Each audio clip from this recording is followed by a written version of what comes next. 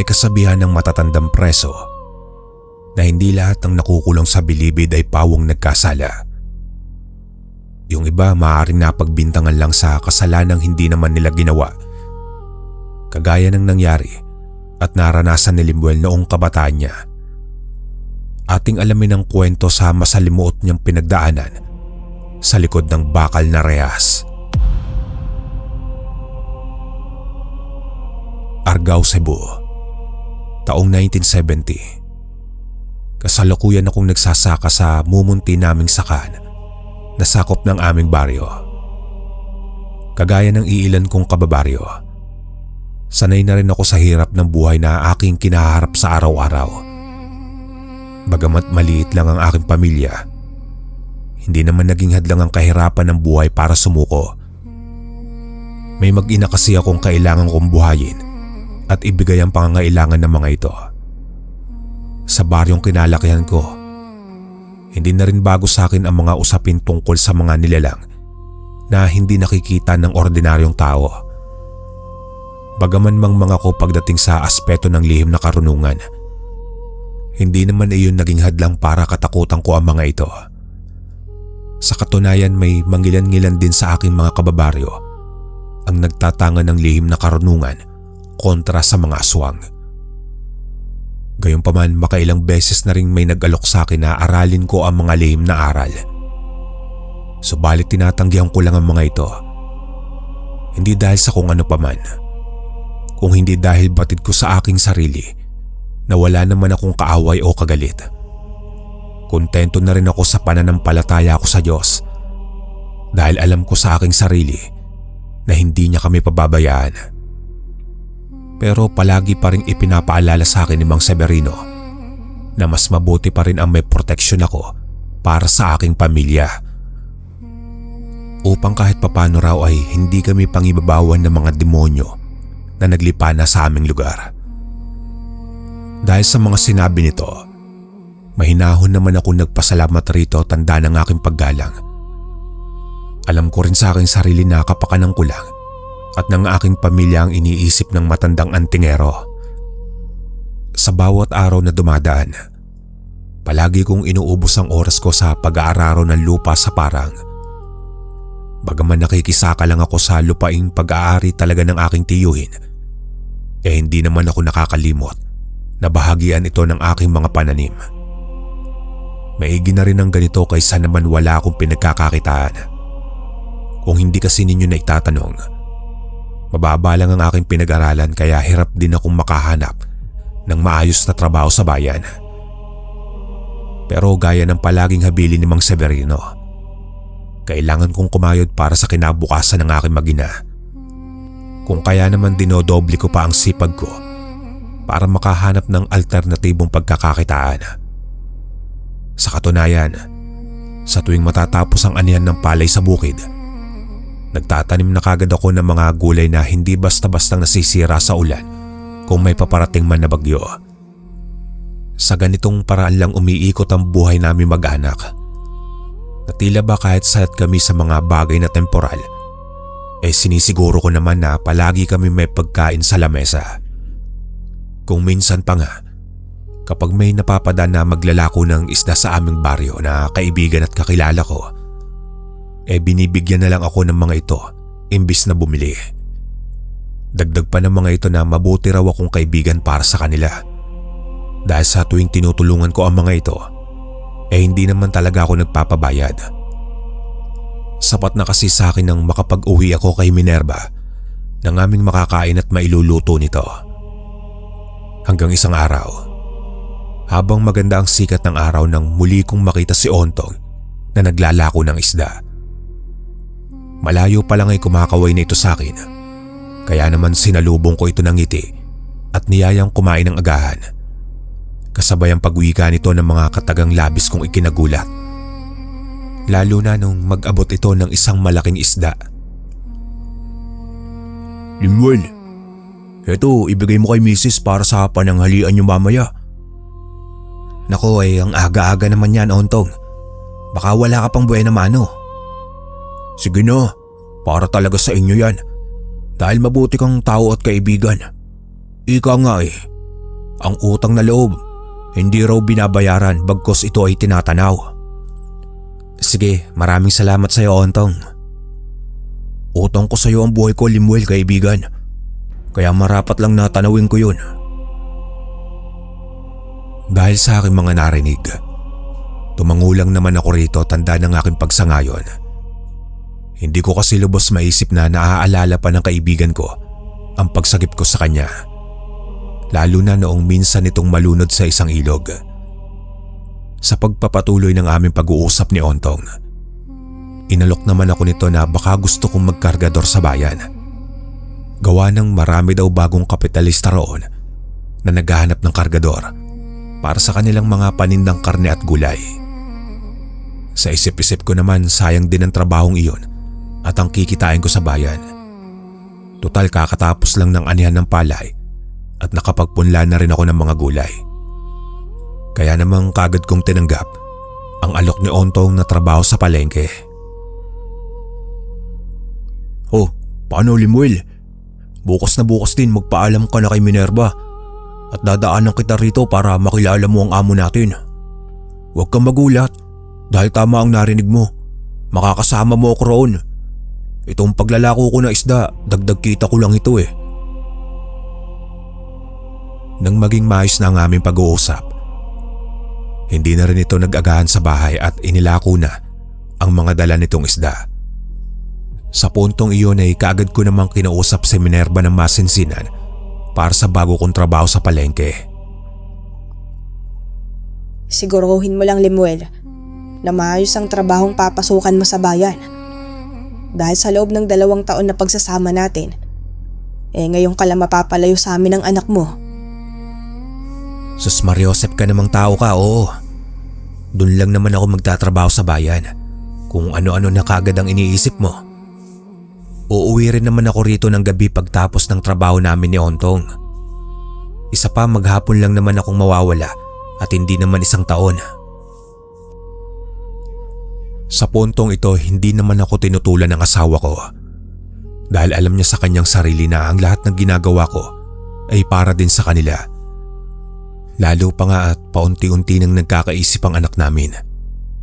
Kaya marapat lang na paghandaan ko ang pag-aaral nito.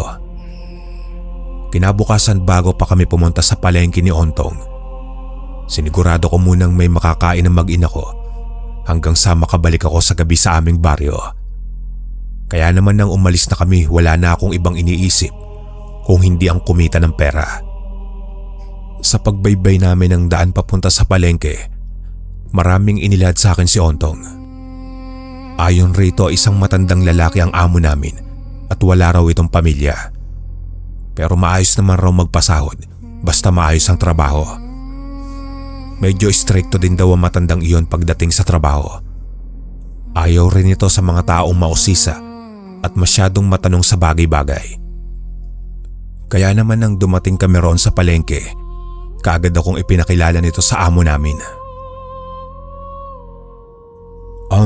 Manong Danny, siya nga po pala si Limuel. Ang kaibigan ko na kasama kong magiging kargador ng mga gulay at karne sa inyo. Sa puntong iyon, tumangulang naman ako rito, tanda ng aking paggalang. Kasabay ang pagtitig nito sa akin mula ulo hanggang paa, sabay sagot ng, Hey Ontong, ito bang kaibigan mo ay mapagkakatiwalaan at hindi malikot ang kamay? Opo, Manong Danny. Subok ko na po yan na mapagkakatiwalaan sa lahat ng bagay. Huwag po kayong mag-alala. Sagot ko po siya sa inyo.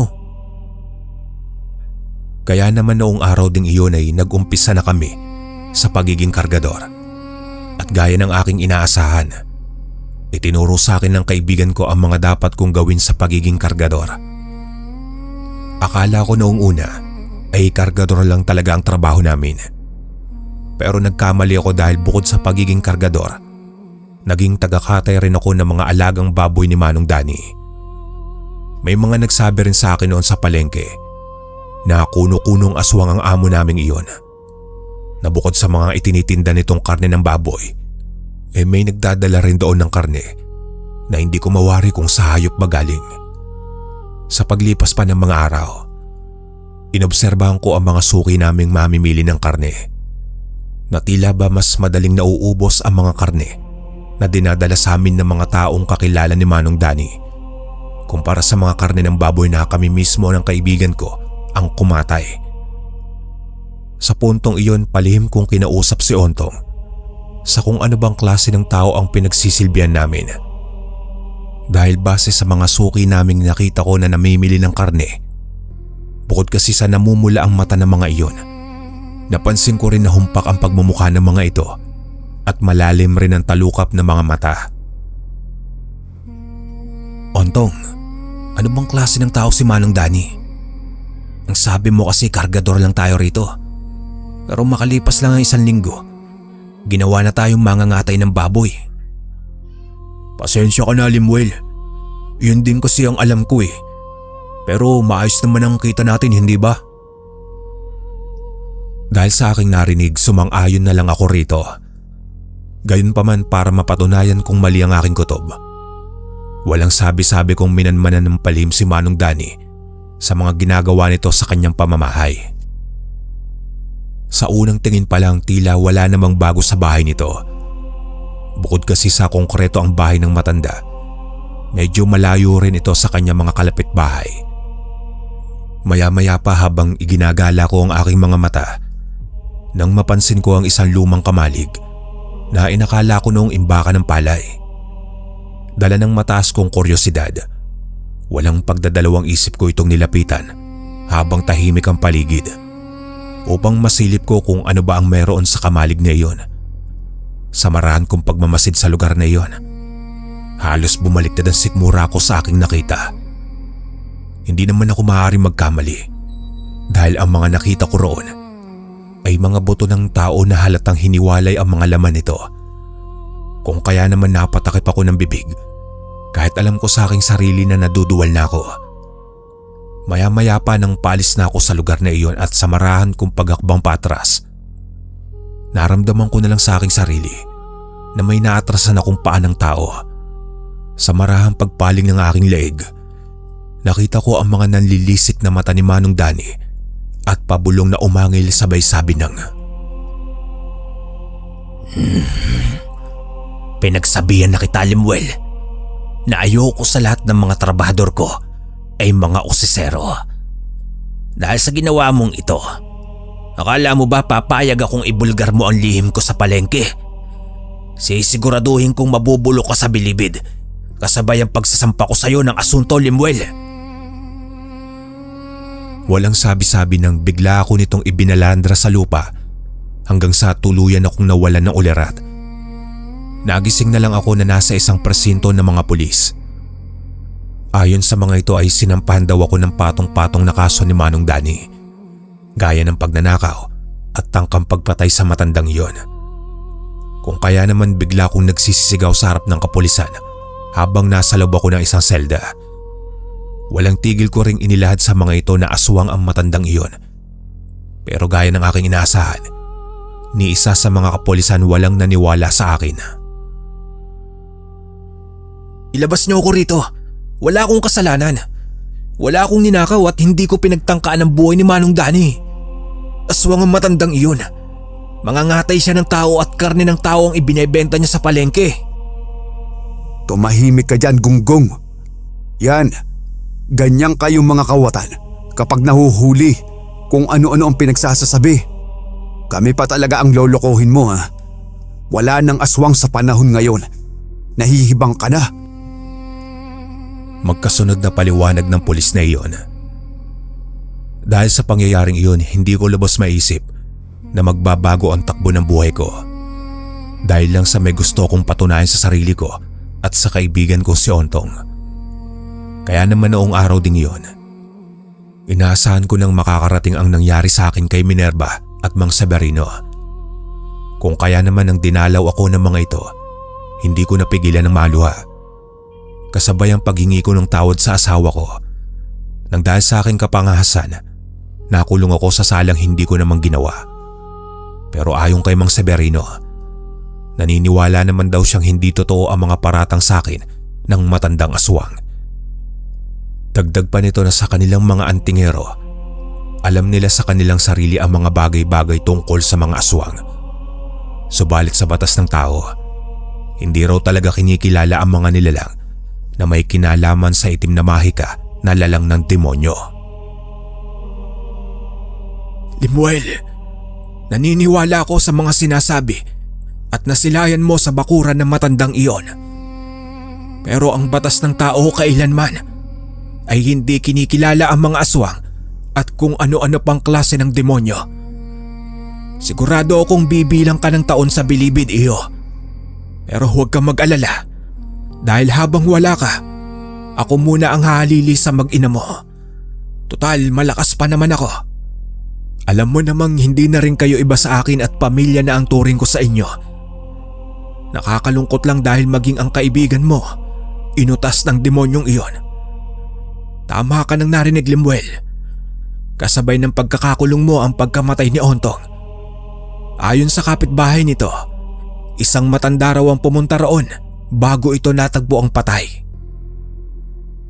Dahil sa mga sinabi ni Mang Severino, mas lalo tuloy akong nanlumo dala ng aking kapangasan. Hindi ko akalain na madadamay ang kaibigan ko na hangad lang ay tulungan akong kumita ng pera. Kaya naman bago umalis sina Minerva at Mang Severino, nagabilin pa ito ng ilang bagay na mga dapat kong gawin pagdating sa loob ng bilibid. Hindi rin mapigilan ng asawa ko ang mapahagulgol sa sinapit ng buhay namin, kasabay ang pangako nitong kahit ano pa man ang mangyari, hihintay niya ang pagbabalik ko.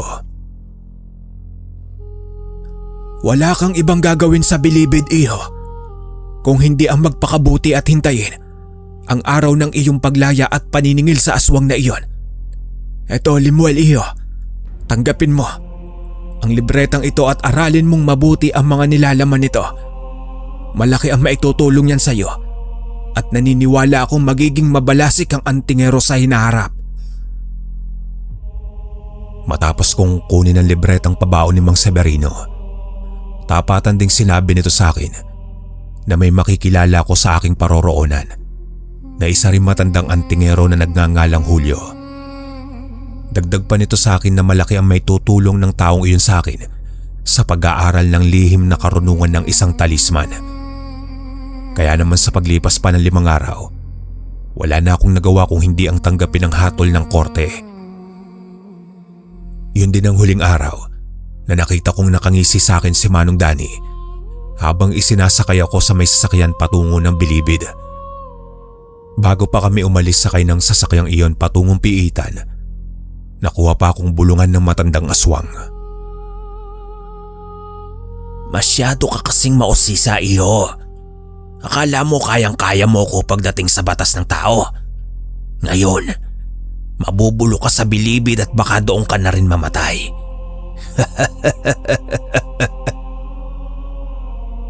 Magkasunod nitong sad habang pabulong na tumatawa. Gayunpaman ay nanatili lang akong kalmado at walang imik. Dahil noong mga oras na iyon, ang tumatakbo sa aking isipan ay ang aking mag-ina na iniwang ko sa poder ng isang antingero. Makalipas pa ang ilang oras na biyahe, narating na namin ang pinakamalaking bilibid sa buong Cebu. Halo-halong preso ang mga nakilala ko roon na tila ba halos lahat yata ng klase ng asunto ay naroroon na rin. Maya-maya pa ay inilagay na ako sa brigada ng mga presong tinatawag nila na walang pangkat o iyon bang tatak ng isang gang. Kaya naman sa pagdaan pa ng mga araw, nakita ko ang kabaitan ng nasa loob ng bilibid at nasa pamumuhay ng ordinaryong tao sa labas ng kulungan.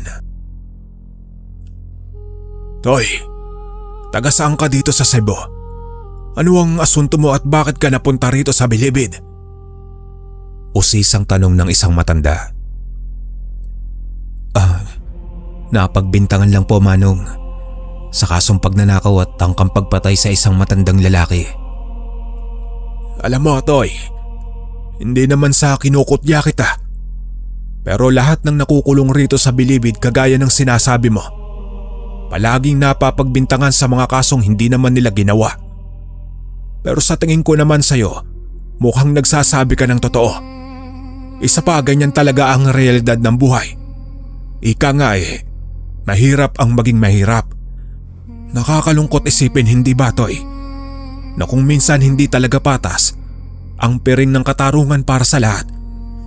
Pero hayaan mo, may awa ang Diyos at makakalaya ka rin. Basta iwasan mo lang ang masangkot sa mga kaguluhan rito sa bilibid at piliin mong magpakabuti. Sa pagdaan pa ng mga araw, nakisama ako sa aking mga kapwa preso. Sa estado kasi ng aming pamumuhay sa bilibid, obligado kaming matulog na maaga at gumising ng mas maaga para mag-ehersisyo at maglinis ng aming selda. Bawal din rito ang mamili ng kakainin, gayon din ang mga tatamad-tamad. Sa tuwing sumasapit naman ang araw ng linggo, palagi rin akong nagtutungo sa isang kapilya sa loob ng bilibid. Palagi kong hinihiling sa Panginoon na huwag niyang pababayaan ang aking magina. Gayunpaman kapag dumarating ang araw ng dalaw sa mga preso, kahit papano ay nababawasan ang bigat sa aking dibdib kapag binibisita ako ng aking asawa at ni Mang Severino. Ayon pa kay Mang Severino, na natuntun niya na raw ang dati kong amo sa palengke. Dagdag pa nito na maimpluwensya pala ang matandang iyon, kaya ako na ay pakulong nito. Lemuel, iyo. Nakita ko na ang dati mong amo na si Danny. Isa nga siyang aswang. At kung hindi ako nagkakamali, siya rin ang nagpakulong sa kaibigan kong antingero. Ganun po ba, Mang Severino? Pero hayaan nyo, darating din ang araw ng aking paniningil sa matandang iyon. Hindi naglaon sa gitna ng pakikipag-usap ko kina Minerva at Mang Severino. Napansin ko ang isang matandang preso na nakatitig sa amin habang nananatiling walang imik. Kung hindi ako nagkakamali, ang matandang nakatingin sa amin ay ang kasama ko sa selda. Hindi ko nga lang alam ang pangalan ng taong iyon. Kaya naman nang matapos ang oras ng dalaw, binitbit ko na ang iilang pasalubong sa akin nila Mang Severino. Sa pagbabalik ko naman sa aming brigada, hinati-hati ko ang mga pagkain na dala sa akin ng asawa ko hanggang sa lapitan ako ng matandang preso na nakatitig sa amin kani-kanina lang. Tapos ay diretsahan ito nagtanong ng mga bagay-bagay tungkol kay Mang Severino. Kilala ko ang dumalaw sa iyo kanina, iyo. Matanong ko lang, kaano-ano mo ang matandang iyon? Isa ka rin bang antingero? Sino po ang tinutukoy niyo, Manong? Si Mang Severino po ba? Sino pa ba? Wala namang ibang matanda ang dumalaw sa iyo kung hindi si Severino at ang babaeng kasama nito. Kung gayon, kayo po si Mang Julio.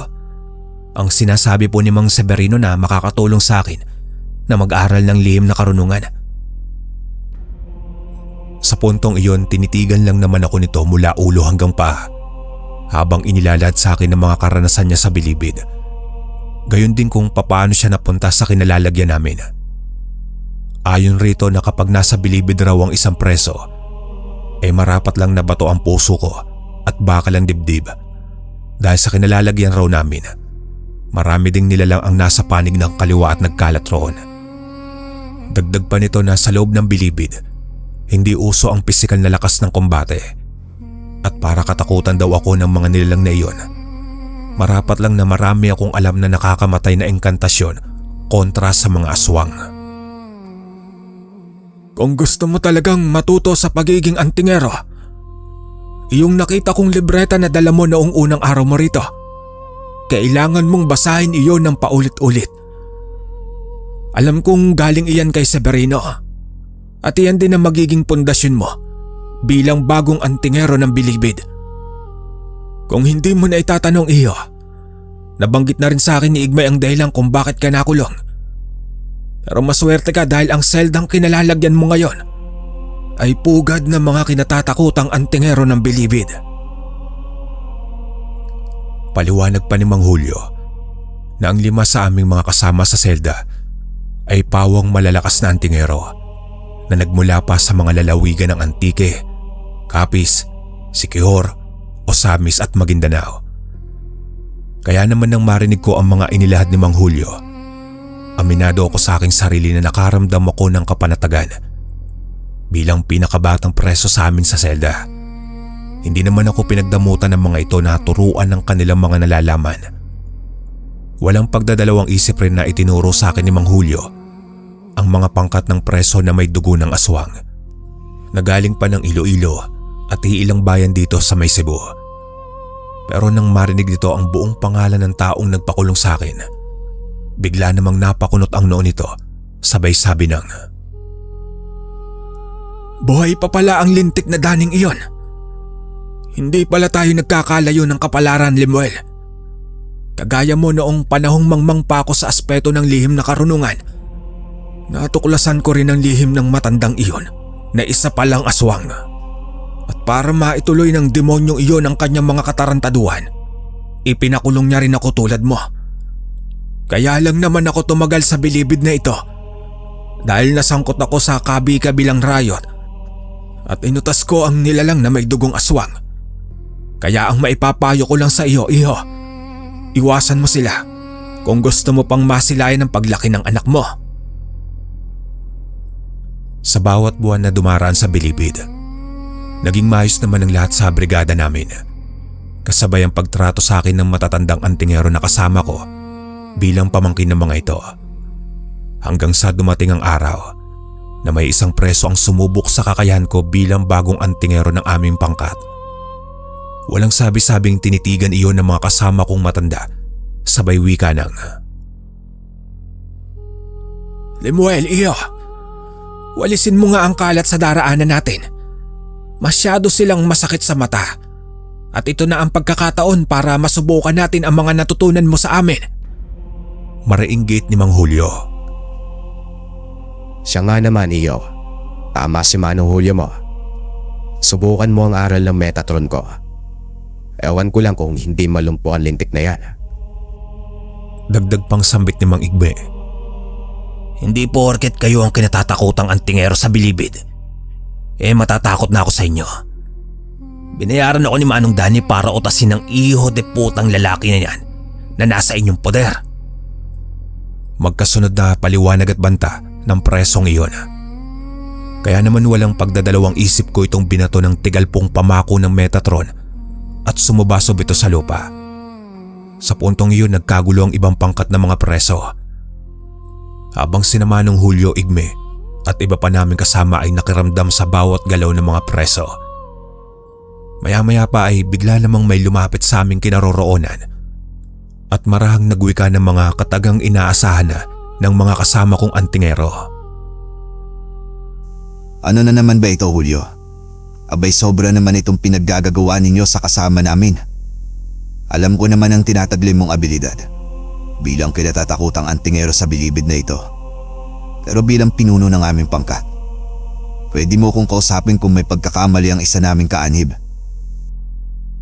Toto, maghunos dili ka. Ang taong iyan ang lumapit sa amin at nag-amok ng isang duelo. Binayaran daw siya ng kapwa niyo demonyo para utasin si Lemuel. Huwag mong kalimutan, kaibigan, na kahit sino pa mang preso ang mapunta sa poder namin, 100% itinuturing namin itong kapamilya na mas matimbang pa sa dugo. Magkasunod na paliwanag ni Manong Julio. Matapos naman ang pangyayaring insidenteng iyon, wala nang pangkat ang nangas na kami ay kalabanin. Lalong-lalo na ang mga nilalang na may dunong at nakakaintindi sa aspeto ng lihim na karunungan. Sa pagdaan pa ng mga buwan, isang magandang balita ang natanggap ko mula sa mga opisyal ng bilibid. Ayon sa mga ito, dahil sa magandang ipinakita ko sa loob ng kulungan at hindi ako nasangkot sa kahit ano pa mang riot at illegal na aktibidades, marapat lang daw na mapasama ang pangalan ko sa makakalaya. Gayunpaman laking tuwa ko sa balitang iyon nang maisama ng bureau ang pangalan ko sa listahan ng mga presong malapit ng lumaya. Sa isang banda natuwa rin ang mga kasama kong antingero. Sa loob kasi ng 3 taong mahigit na pamamalagi ko sa bilibid, dininig ng Panginoon ang aking panalangin. Ano na ang balak mo ngayon, Lemuel, iyo? Sa loob ng 3 taon na kasama mo kami at palagi mong pagdarasal sa Panginoon, dininig na niya ang panalangin mo. Diretsahang tanong ni Manong Julio. Siya nga naman, iyo. Ano bang balak mo? Pero sana naman kapag nakalaya ka na, Huwag mo kaming kakalimutang dalawa rito sa bilibid. Isa pang paalala, Lemuel. Anumang bagay ang natutunan mo sa amin, sana'y huwag mo itong ipagyayabang. Gamitin mo ito sa tama at makatarungang bagay. Magkasunod na paliwanag ni Mang Igme. Dahil sa mga tanong at paliwanag ng mga ito, nangako ako sa mga iyon na hindi na ako babalik sa bilibid. Kung babalik man ako sa lugar na yon, para dalawin na lang ang mga itinuturing kong maestro sa aspeto ng lihim na karunungan. Habilin rin ni Manong Julio na bigyan ko ng leksyon ang matandang aswang na si Manong Danny. Hindi naglaon habang hinihintay ko ang araw ng aking paglaya. Walang pagdadalawang isip ko namang ipinaborda sa aking dibdib at likod ang mga simbolo at engkantasyon ng mga antingerong kasama ko. Bale 5 simbolo at engkantasyon ang aking ipinaborda sa sarili kong balat. Yun ay bilang pagkilala ko sa aking mga maestro. May mga aral ito ng mga hakap, Metatron, Trespico, Infinito de Dios at Santo Verbo de Dios. Nakaplano na rin sa aking isipan ang gagawin kong paghihiganti kay Manong Danny. Nangako rin ako sa aking sarili na kapag naisa katuparan ko na ang aking ninanais, ay magsisimula ulit ako ng bago kong buhay kasama si Minerva at ang anak namin. Sa pagdaan pa ng mga araw may mga sumusubok pang preso sa akin na nabibilang sa mga pangkat ng may dugong aswang. Pero gaya ng habilin nila Manong Julio na kahit ano pa man ang mangyari, huwag ko nang papatulan ang mga iyon. Lemuel, iho. Huwag kang papatol sa mga walang kwentang tao. Yun ay kung gusto mo pang lumaya. Sa mga katulad mong nasa listahan ng mga presong malapit ng lumaya, natural lang na may maghahamon sa'yo. Isa itong pamamaraan ng mga aswang para hilahin ka pababa at mabulok dito sa bilibid. Magkasunod na paalala ni Manong Julio. Hindi naglaon tumangulang naman ako rito, tanda ng aking pagsangayon.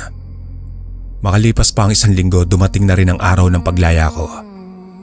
Kung kaya naman naging madamdami ng pamamaalam ko sa matatandang antingero. Sa tuluyang kong pagbabalik sa aming baryo, masasabi kong malaki na ang ipinagbago ng lugar namin. May mga bagong salta na rin sa aming lugar na tila bago sa aking paningin kasabay ang usap-usapan ng mga ito. Siya nga pala yung Lemuel na usap-usapan noon nila Mang Severino. Balita ko na isa nga daw yan sa mga kinatatakotang antingero ng bilibid. Mariinggit ng isang meron habang marahan akong naglalakad. Maya-maya pa dinaanan ko ang bahay ni Mang Severino kung saan naroon sina Minerva at ang aking anak. Sa bukana pa lang ng tarangkahan, sinalubong na ako ng matandang antingero sabay wika ng, Maigi naman iho at nakalaya ka na pala. Naroon ang mag-ina mo sa bayan at namimili ng makakain. Ang lupang sinasaka mo nga pala ibinenta na rin ng tiyuhin mo sa mga kapitalista simula nang nakulong ka. Gawa nang wala na raw mag-aasikaso ng lupa. Pero huwag kang mag-alala iho. May maliit pa naman akong sakahan sa bundok. Doon pwede kang magtanim-tanim bilang panimula. Ituring mo na rin na sayo ang bahay na ito. Total wala naman akong pamilya na mapag-iiwanan ng aking mga naipundar na lupain. Dahil sa mga sinabing iyon ni Mang Severino, labis-labis naman ang pasasalamat ko rito. Kalaki pa mga ipinapakita nitong kabutihan sa akin mula noon hanggang ngayon. Habang patuloy kong hinihintay ang pagbabalik ni Minerva, tapatan kong inilahad rito ang plano kong paghihiganti kay Manong Danny. Ganoon ba, Lemuel? Bueno, buo na pala ang desisyon mong gantihan si Danny. Huwag kang mag-alala, alam kong marami kang natutunan sa bilibid kasama ang mga kinatatakutang antingero na pangkat ni Julio. Buhay pa naman ang matandang iyon at sa katunayan, patuloy siyang namamayagpag sa palengke para magbenta ng karne ng tao. Hindi lang iyan, marami ding haka-haka na ang mga bago nitong trabahador ay kinakatay ng matandang iyon. Matapos kong marinig ang mga sinabi ni Mang Severino, hiniling ko rito na huwag nang banggitin pa kay Minerva ang aking mga plano. Ipinangako ko rin dito na iyon na ang una't huli na gagamitin ko ang abilidad ng mga kinatatakutang antingero ng bilibid. Makalipas pa ang ilang araw, itinuon ko muna ang aking sarili sa aking mag-ina Sa pautay-utay na pamamaraan, sinimulan ko ng linisin ang lupa ni Mang Severino na nasa may bundok. Kasabay nito ang pagpupunla ko ng mga pananim na gulay at punong kahoy.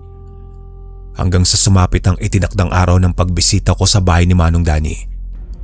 Sa ilalim ng bilog na buwan, hinintay ko munang makatulog sina Minerva. Nang masiguro kong tahimik na at mahimbing na ang tulog ng aking magina, pabulong na ako nagpaalam kay Mang Severino ng gabing iyon. Iho, dalhin mo ang punyal na ito bilang sandata mo. Marami-rami na rin niyang inutas na aswang. Pero siguraduhin mo lang na bago sumibol ang bukang liwayway, makabalik ka na rito. Maagang nagigising ang iyong mag-ina at wala akong mairarason kapag nagising ang mga ito. Kaya apurahin mo ang gagawin mong ito, Iho. Aasahan ko ang pagbabalik mo. Sa pagbaybay ko ng daan, kalmado lang akong naglalakad at inilagay ko sa aking isipan ang mga habili ni Manong Julio, Igme, Severino na gamitin ang aking abilidad sa makatao at makatarungang bagay kontra sa mga aswang. Nang matumbok ko ang kinaroroonan ng bahay ni Manong Danny, masasabi kong malaki na rin ang ipinagbago ng lugar na iyon. Ang kamalig na imbakan ng palay noon kung saan ko nakita ang karne ng tao, ngayon ay isa ng konkretong kamalig. Gamit ang sabulag ng traspiko, napasok ko ng ganong kadali ang bahay ni Manong Danny. Kasabay nito ginamit ko rin ang aral ng Metatron at binalutan ko ng sabulag ang buong bahay ng matandang aswang. Ilang minuto pa ang nakalipas. Nadatnang ko sa may kusina nito ang isang kaldero na may pinakulo ang karne na may hindi kaaya-ayang amoy. Sa matyaga kong paghihintay, bigla namang sumulpot si Manong Danny galing sa likod bahay. Bitbit ang isang hita na sigurado kung hindi iyong kaparte ng baboy. Maya-maya pa nang maramdaman nito ang aking presensya, bigla na lang itong nagwika ng mga katagang inaasahan ko na sabay sabi ng, Lumabas ka riyan, Limuel. Nabalitaan ko na ang paglaya mo. Alam kong pupunta ka rito para maningil sa kamangmangan mo. Sa isang iglap, hindi ko na ito ginamitan ng daso patalim. Dahil ang lahat ng aral na tangan ko ay inilagay ko sa katawan nito nang mahawakan ko iyon sa kanyang balikat, sabay bulong ng 3 kataga. Kaya naman biglang nanigas ang buong katawan ni Mang Danny, tapos ay bumagsak ito sa may simento na parang tuod na puno. Laking gulat niya nang dahil hindi niya maigalaw ang parte ng kanyang katawan, maliban na lang sa kanyang mata at bibig. Lenti ka, Limuel. Ano ang inilagay mo sa katawan ko? Bakit hindi ako makagalaw? Aral ng isang manghahakapian, Manong Danny. Natutunan ko yan sa mga kinatatakutang antingero ng bilibid na si Manong Julio. Tama lang sa iyo yan. Dahil sa mga taon na ninakaw mo sa buhay namin, sa mga susunod na araw, matatagpuan kanila dito na isa ng malamig na bangkay.